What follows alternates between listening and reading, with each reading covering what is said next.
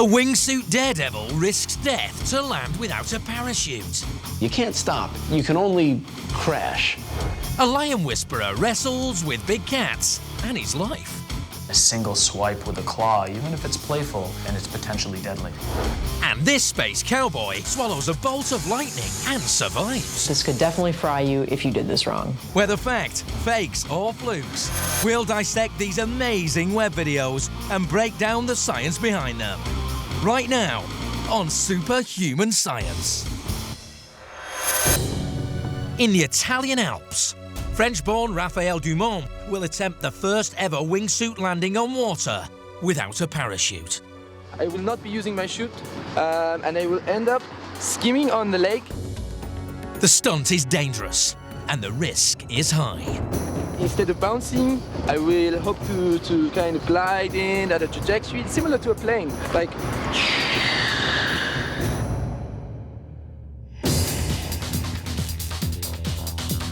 They're not really flying, they're gliding, which means that it's controlled falling.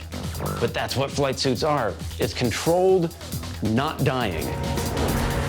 30 seconds before landing. Team on standby, please. Raphael plummets towards the lake. Successfully landing on the water would be a world first. And he appears to have made it. Our experts take a closer look at how this is possible. These wingsuits are based on flying squirrels, which is just the coolest thing. The flying squirrel has membrane between the arms and the legs and then between the back legs. The person in the wingsuit has to be at a certain speed to glide through the air because it can't generate any thrust or any force like a plane can. But the wingsuit user can make small adjustments in order to fly faster.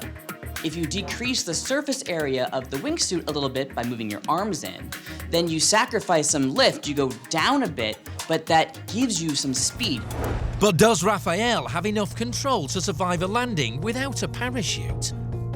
Just like he can't take off like a plane can, he also can't land like a plane can. For unpowered flyers, the most important factor is the glide ratio. That's how many meters across you go for every meter that you fall. A well-designed wingsuit has a glide ratio between 2.5 and 4. So if you calculate it, he's going to hit the water at about a 14-degree angle, assuming he has a glide ratio of 4. Hold on, pause it right here. When you're zooming toward the water, even at a 14-degree angle, you can't stop. You can only crash. That fact leads to a growing suspicion amongst our experts. The wingsuit doesn't prevent you from falling downward. It just slows you down as you do because of the friction between the membrane and the air that you're passing through. As he's inches above the water, there's no air that's able to hold him up. Gravity will still come into play, and he would still hit the water immediately. Raphael Dumont may have indeed leapt from this like Garda mountaintop, but the landing is another story. He's hoping to glide, to just skip across the surface of the water like a stone. From a physics standpoint, especially from this flight path, that can't really happen. There's no way he's coming in shallow enough to be able to do that. The landing is not real. Our visual effects specialist breaks it down. If we rewind it a little bit, you can see what I'm talking about. The problem is that they forgot to add shadows and reflections on the original water shot. So it doesn't look as if he's actually incorporated into that scene. This is one image manipulated on top of another image. Raphael's landing was performed in a studio against a green screen. The wingsuiter is then layered onto footage of the lake. Just because that clip is fake doesn't mean that incredible things can't be done with wingsuits. There are people who use wingsuits really well. They just take a parachute with them. Next, a man takes on cats, but not your average Siamese shorthairs. He's the lion whisperer. Sounds safe enough, right? The reality is that they're really, really big cats.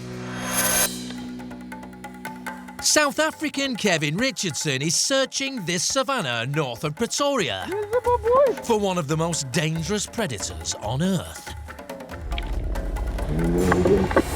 A single swipe with a claw, even if it's playful, is potentially deadly. But these cats greet him with hugs, instead of with claws and fangs. Kevin's known as the Lion Whisperer, and that's exactly what he's doing in this viral web video seen by millions. This is incredible. It's beautiful and dangerous because these are actually wild animals. First they're cuddling, the next day he could be lunch. The idea that they might also consider you a food source adds an extra level of danger to this. So why don't the lions eat him? Our experts break down the science. You can't do this with a lion that you don't know, obviously. What he's done is he's raised these lions from birth, and he's done something called operant conditioning. Operative conditioning is a method of training animals by rewarding or punishing certain behaviors. So for example, you give me a hug, I give you an antelope carcass. You give me a bigger hug, I give you a bigger antelope carcass. Kevin runs a wildlife sanctuary, which goes beyond rewards of treats for tricks. If you feed the lion, for example, at the same time you make a snapping sound, eventually the lion associates the hug with the food with the snapping sound. As far as we can see, they don't get something in return other than his affection. You can even remove the food from the equation, so the lion just craves hearing that snapping sound. Our experts say an indirect rapport can become a direct one, just like in human relationships.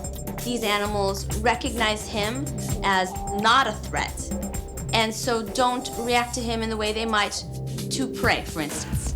We approach them by calling them because it allows them to know who's approaching. It's not a surprise when I come around the corner and they react out of fear.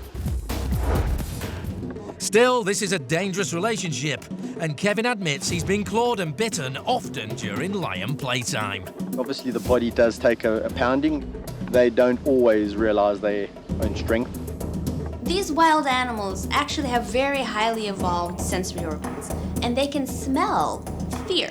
One panic bead of sweat could spell the end of our Lion Whisperer. People always ask, are you scared or do you have fear? And it's not fear, it's excitement. It doesn't matter how long you work with an animal, there is always a chance that something could go wrong. One little nibble too tight and you can chomp off a limb. Clearly, Kevin has formed a superhuman relationship with these lions. The big male lion does see me as something that's worth protecting, a friendship that's worth keeping up. He's essentially a member of their pride. He's learning to communicate with them, and he's doing it in their language, not his own. And he knows better than to schedule any lion hugs around lunchtime. This is clearly not a hungry cat. From the African lowlands, we climb to the stomach-churning heights for an afternoon adventure in America. And still to come, a sword swallower adds a potentially lethal lightning bolt to his act. And a strong man with jaws of steel pulls a train by his teeth.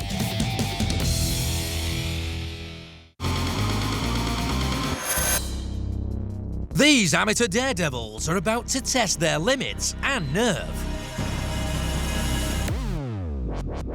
Across a mountain gorge, hundreds of meters in the air, like it's a schoolyard balance beam. It's that, but a really long chain over a canyon that could kill you. There are plenty of ways, even with the harness, that you could get severely hurt doing this. This is highlining, or slacklining at extreme heights. Tight roping is when you walk on a rope that is tight. This material is actually a very flexible, stretchy, hollow cord. It's loose. It can wiggle back and forth, and that makes it a lot harder. So there's this added element of difficulty. Our experts take a closer look at the science behind walking the line. As long as you can do this barely off the ground on a slack line, you can also do it 100 meters in the air.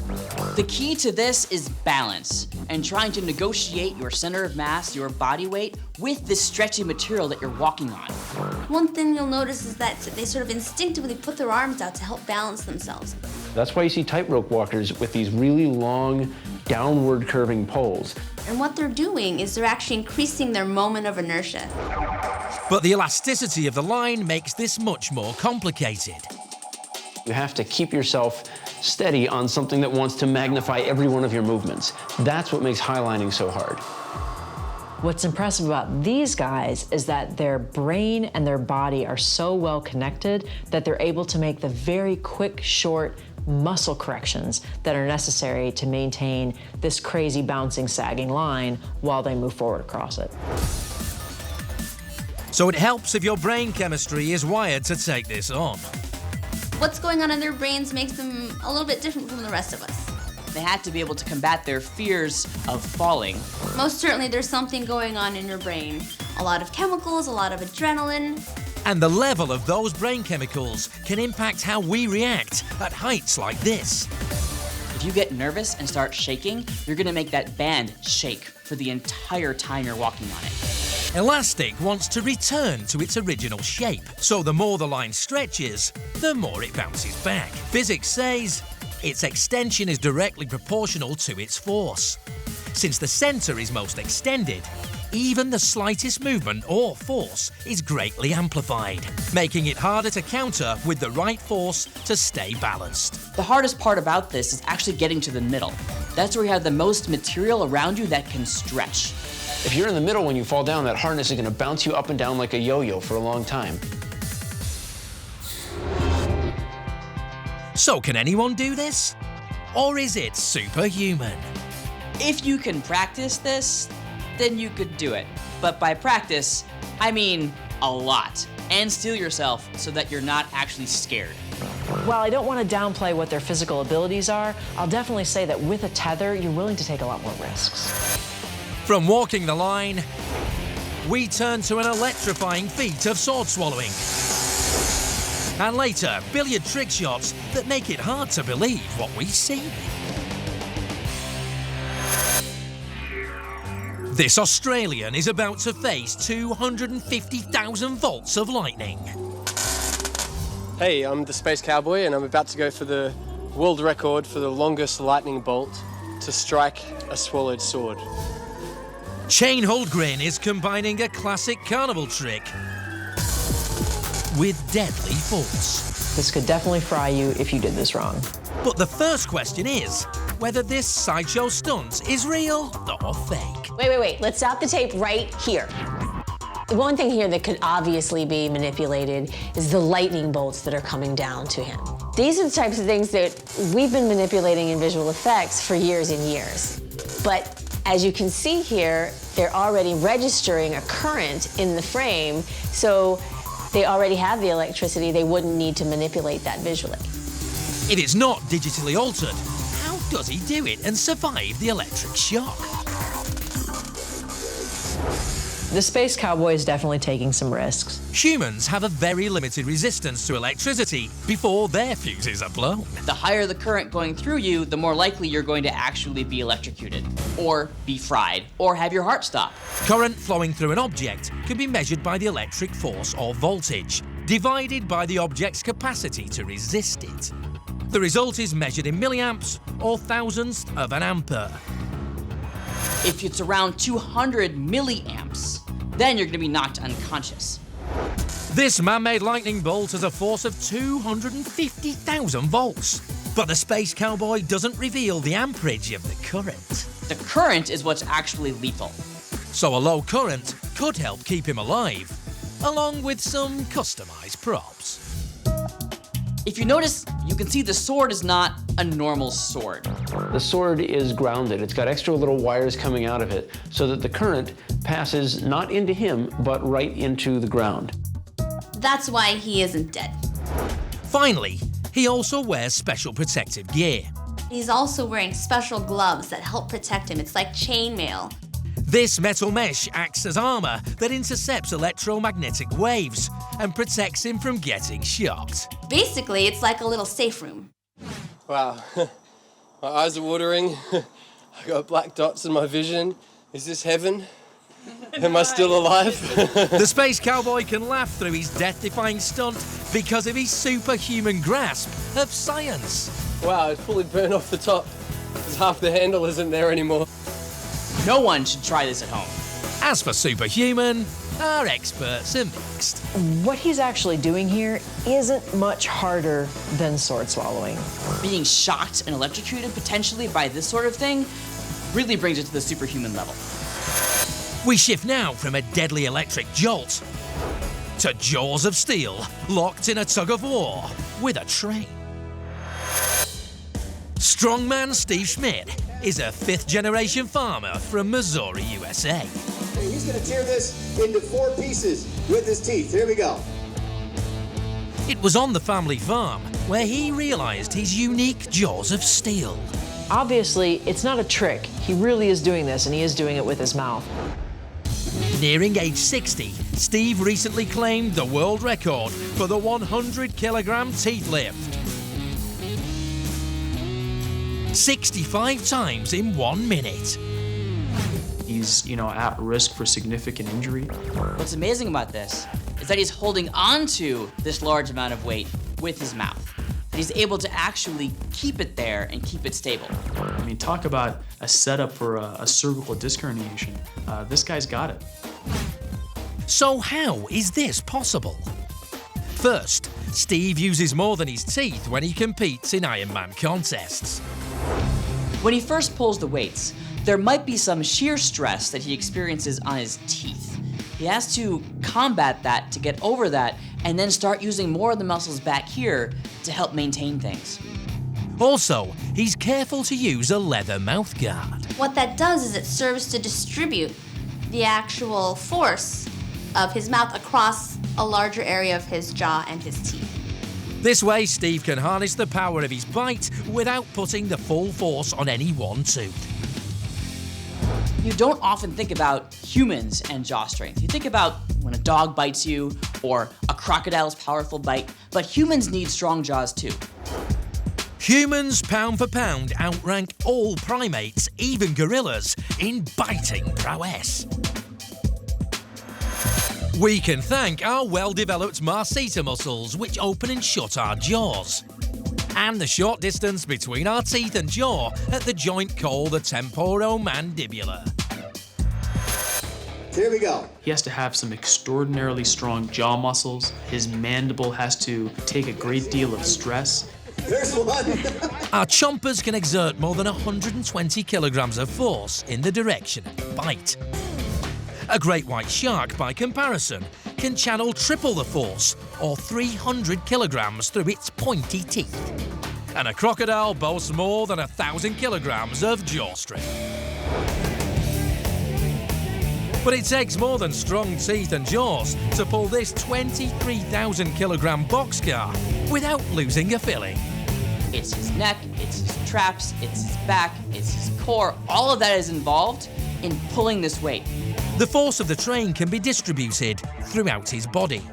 The paraspinal muscles, the muscles around his spine, are doing a great deal of the work here, as is his back and his legs. But is Steve's skill a sign of otherworldly strength? Our experts are mixed. This isn't a feat that an average person could do, no matter how much training they put into it. Is it superhuman? I don't believe so, no. I never thought it was possible, but then I didn't ever think that someone would try it. From feats of sheer strength to eye-popping pool shots that bend the laws of physics.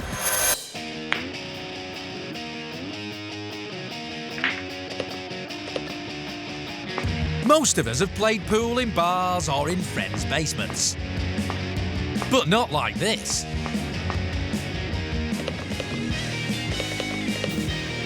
Steve Markle is a billiards master.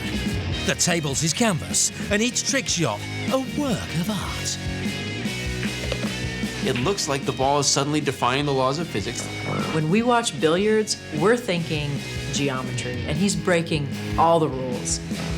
Pool is all about angles and math, and you can see that in all these shots that he's taking. These shots seem hard to believe. It looks so fake. So is this all real? Or is he just pulling the felt over our eyes? It just looks like it magically is pulled over there by a magnet or something. But this is completely possible. Our experts say Steve doesn't break the laws of science. So how is this possible? The principle of physics that has always applied, that still applies, is the angle of incidence equals the angle of reflection. Or as we teach the 5th graders, the angle of hit equals the angle of bounce. This is critical for pool. Let's say this is the end of the pool table and my hand is the path of the ball. Think of a triangle between the side of the pool table and the path of the ball as it hits the rail. This is the angle of incidence, which is always the same as the ball bounces away, which is the angle of reflection. Physics doesn't change unless you make the ball have some kind of spin on it, so that when it hits the wall, it's not just hitting it dead on, it's actually got some what they call English to it. Steve's dazzling, far-fetched shots seem but to bend physics. He's putting all kinds of other crazy spin on it.